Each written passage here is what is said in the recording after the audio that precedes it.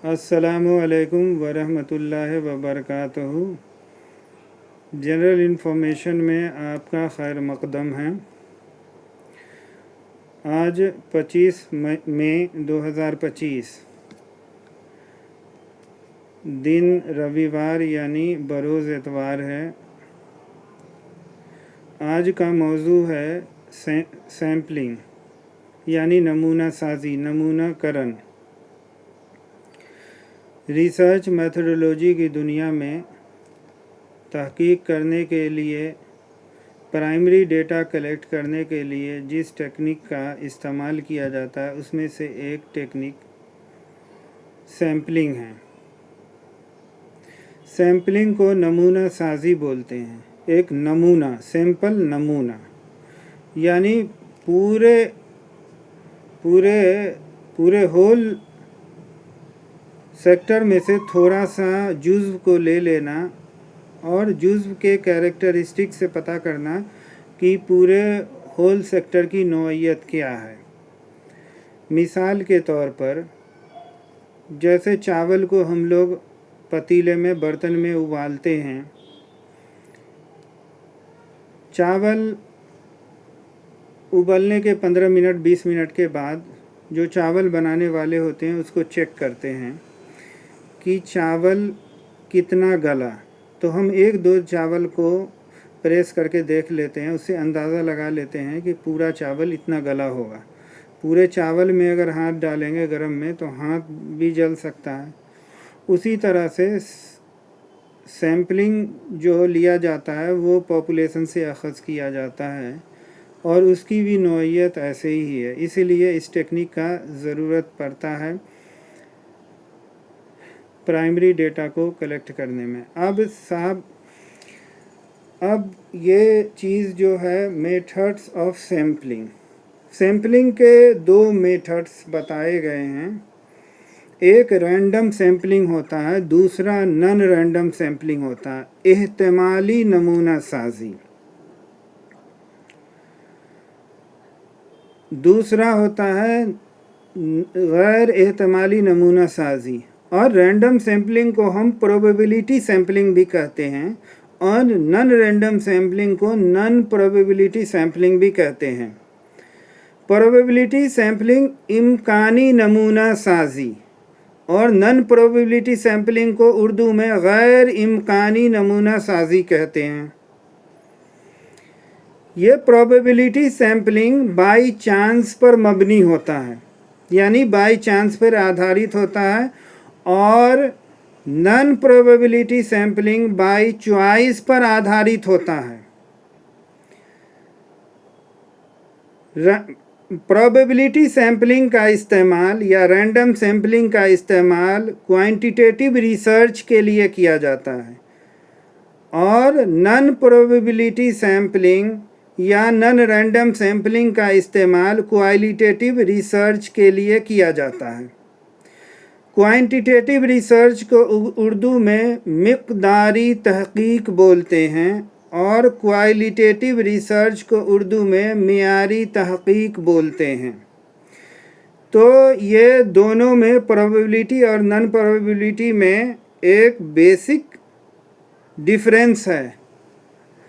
जहाँ qualitative research को quantity के ज़रिए अगर प्रूफ किया जाता है तो वो भी नॉन प्रोबेबिलिटी या नॉन रैंडम सैम्पलिंग को रिप्रेजेंट करता है। अब ये सैम्पलिंग में दो बातें आती है। जो की डिफरेंस है वो जो उसका कोर है, कोर बिंदु है, एक रेस्ट्रिक्टेड में आता है, दूसरा नॉन रेस्ट्रिक्टेड में आता है। यानी नॉन रेस्ट्रिक्टेड को अनरेस्ट्रिक्टेड सैम्पलिंग भी कहते हैं और अनरेस्ट्रिक्टेड सैम्पलिंग जो इशारा करता है वो नॉन रैंडम की तरफ इशारा करता है और रेस्ट्रिक्टेड सैम्पलिंग रैंडम सैम्पलिंग की तरफ इशारा करता है। जैसा कि मैंने अभी बताया कि अनरेस्ट्रिक्टेड या non random sampling basically qualitative research में इस्तेमाल किए जाते हैं और restricted sampling basically quantitative research में इस्तेमाल किए जाते हैं।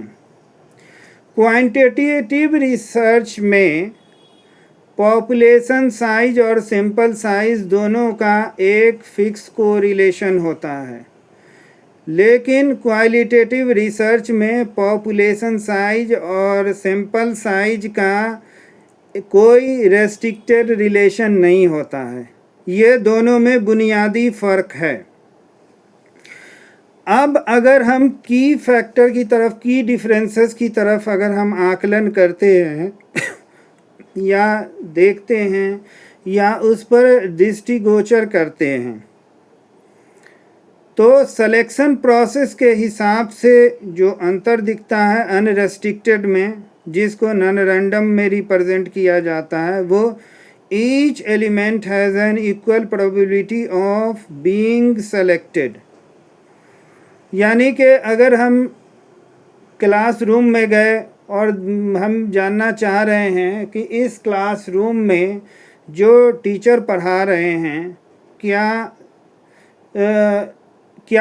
टॉपिक चल रहा है, क्या टॉपिक पढ़ा रहे हैं। दो लड़के को हमने खड़ा कर लिया, किसी को भी, और हमने पूछ दिया, तो वैसा एक रैंडमली जो कोई फिक्स उसमें नहीं रहा। अब ये जो रेस्ट्रिक्टेड में जो होता है, जैसा कि हमने बताया कि पॉपुलेशन साइज और सैंपल साइज का एक फिक्स कोरिलेशन होता है, उसमें selection is guided by specific criteria और rules, not purely random chance. यानी एक फिक्स क्राइटेरिया और रूल्स के हिसाब से उसको फॉलो किया जाता है।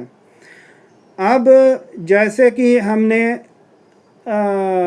देखा कि बच्चे जो अंडरस्टैंड कर रहे हैं क्लास के अंदर में किस हिसाब से कर रहे हैं। हम जो बच्चे बेंच पर बैठे हुए हैं, डेस्क पर बुक रखी हुई है, हम हर 3 बच्चे या 5 बच्चे में से खड़ा करवा करके पूछेंगे। तो हमने जो तयन किया, जो इंटरवल लिया नंबर्स का 5, 10, 15, 20, तो ये एक हमने उस पर एक रेस्ट्रिक्शन लगा दिया। हर 5वां नंबर हमारा एक सैंपल बन गया। ये एक मिसाल के तौर पर उदाहरण स्वरूप।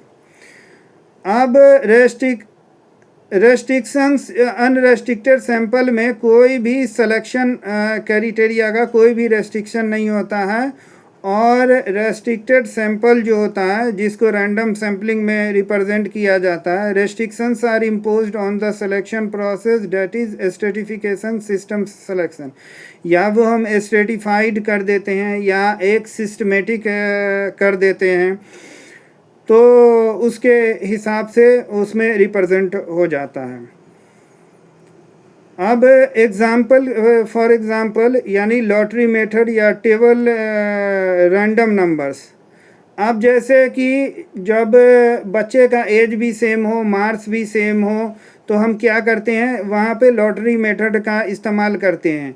जैसे कि आरटी के तहत जो केंद्रीय विद्यालय में जो नामांकन लिया जाता है, उसमें सारे का अगर बहुत सारे कैंडिडेट आ गए, अब सारे का एज भी क्राइटेरिया फिट कर रहा है, सब ने मान लीजिए कि SC ST OBC भी लगाया, तो कैसे करेगा वो? लॉटरी मेथड के आधार पर करेगा। जितना को लेना है, फर्स्ट सेकंड थर्ड, ऊपर से लॉटरी निकालते गया, वो हो गया। वो लॉटरी मेथड होता है, उसका कोई फिक्स या कोई ख़ास रेस्ट्रिक्शन नहीं होता उसमें। Stratified sampling, systematic sampling, cluster sampling, ये जो है रैंडम सैम्पलिंग के अंतर्गत आते हैं। इसमें पॉपुलेशन साइज और सैंपल साइज का कोरिलेशन होता है। बियासनेस बहुत ज़्यादा होता है रैंडम अनरिस्ट्रिक्टेड सैम्पलिंग में, जिसको नॉन रैंडम सैम्पलिंग बोलते हैं। उसमें बियास होता है। बियास मतलब एक तरफापन। और जो बियास नहीं होता है वो रेस्ट्रिक्टेड सैम्पलिंग होता है। may introduce bias depending on the specific restriction used, that is systematic sampling can introduce bias if there is a pattern in the population। अब इसमें क्या होता है कि अब जितना इसमें सैंपल साइज बड़ा होगा, उसमें एरर में लेवल ऑफ सिग्निफिकेंस या जो एरर होता है उतना कम होता है। तो जो बियासनेस है इसमें कम होता है। लेकिन बियासनेस की जो आशंका है, अनरेस्ट्रिक्टेड में ज़्यादा होती है। अब इफ़ेक्टिवनेस, अब जो प्रभाव के नज़रिए से अगर हम देखते हैं तो अनरेस्ट्रिक्टेड में क्या होता है, suitable for homogeneous population where there is no need for specific selection rule. इसमें सिलेक्शन रूल स्पेसिफिक नहीं होता। अब इसमें जो होमोजेनियस, इसमें और होमोजेनियस और हेट्रोजेनियस दो वर्ड आता है।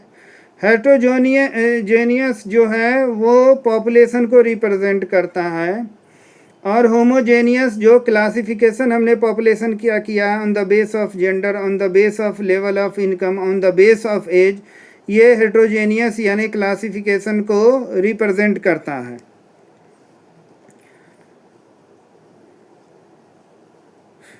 Useful for heterogeneous population or when the researcher need to ensure specific characteristics are represented in the sample।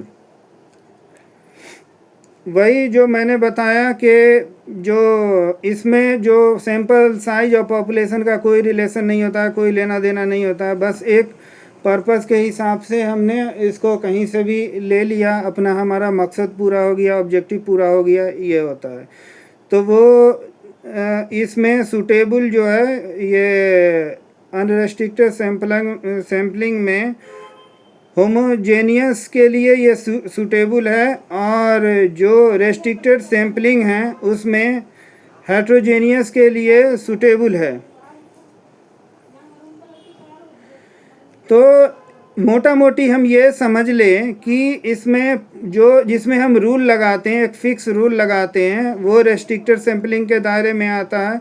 जिसमें हम स्पेसिफिक रूल नहीं लगाते, हमारा ऑब्जेक्टिव मिल जाता है, वो आपको अनरेस्ट्रिक्टेड में आ जाता है।